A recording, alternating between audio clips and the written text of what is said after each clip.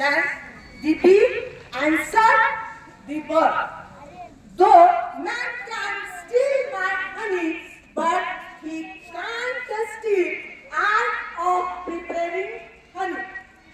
That is what art is very important in our life.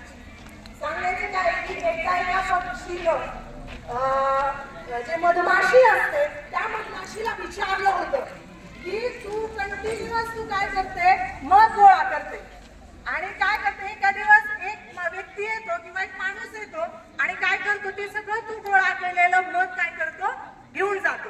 मग तुला याच्याविषयी वाईट वाटत नाही का? तेव्हा त्या मधमाशीनं किती सुंदर उत्तर दिलं, जरी माणसाने माझं मध जरी चोरलं तर मध बनवण्याची जी कला आहे, जी प्रक्रिया आहे, ती प्रक्रिया मात्र माणूस माझ्याकडनं चोरून घेऊ शकत नाही. म्हणून विद्यार्थी मित्रांनो, कोणतीही आर्ट, कोणतीही कला जोपासा, कोणतीही कला जोपासा.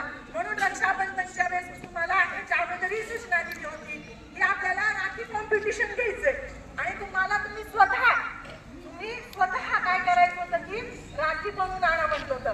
काही विद्यार्थिनींनी आणि 1-2 विद्यार्थ्यांनी पण देखील राखी बनवून आणलेली आहे. त्याचं सगळं तिथं बघा, मोठा गट, लहान गट, त्याच्यामध्ये ते सगळं काय केलेलं आहे, प्रिपेअर केलेल्या ज्या राख्या आहेत त्या राख्या ठेवलेल्या आहेत.